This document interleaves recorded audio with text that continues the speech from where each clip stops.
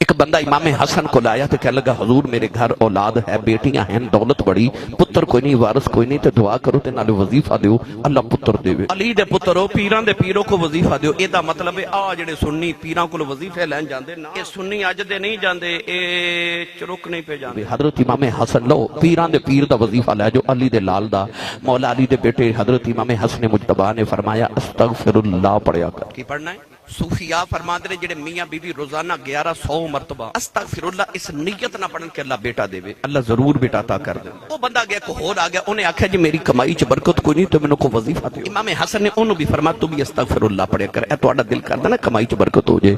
روزانہ نوجوان ہوندے نے آسی صاحب کمائی بڑی کرنا پوری نہیں پیندی، پتہ نہیں پیسے جاندے کدھر نے۔ سن امام حسن دا وظیفہ انج کریا کرو، کام کر دے استغفر اللہ پڑھ دے رہیا کرو، ہاتھ کار وال تے دل یار وال، پھر ویکھ تیری کمائی چ برکت کنی ہوندی۔ بے شک کمائے گا تھوڑے برکت نہیں ہو جائے گی، تیرے پیسے بھی بچ جاون گے تے کام سارے ہو جان، قرضے بھی اتر جان۔ استغفر اللہ۔ او بندہ ٹر گیا، تھوڑا ایک ہور آ گیا، انہیں آکھیا میرے گھر چ بیماری نہیں جاندی، کو وظیفہ دیو۔ امام حسن نے فرمایا تو بھی استغفر اللہ پڑھیا کر۔ او گیا کو ہور آ گیا، انہیں آکھیا میں نا زمینداراں تے میری فصل نہیں ٹھیک ہوندی، کو وظیفہ دیو۔ امام حسن نے فرمایا استغفر اللہ پڑھیا کر۔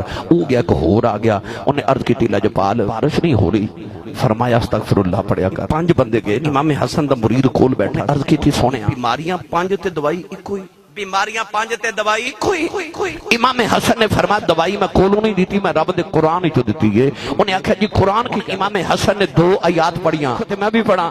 آپ نے فرمایا اللہ کہتا ہے استغفروا ربکم انہ کان غفارا یرسل السماء علیکم مدرارا ویمددکم باموال وبنین ویجعل لکم جنات ویجعل لکم انہارا۔ فرمایا اللہ دے قرآن نہ 5 بیماریاں دا ایو علاج دسے آئے۔ انہیں عرض کی دی لجپالاؤ تیری بڑی شان ہے، ہر گل دا جواب قرآن چو دیں دے ہو۔ فرمایا کیوں نہ قرآن چو جواب دے وہاں، او دی زبان چوستا رہا کہ دے اتے قرآن نازل ہوتا رہا۔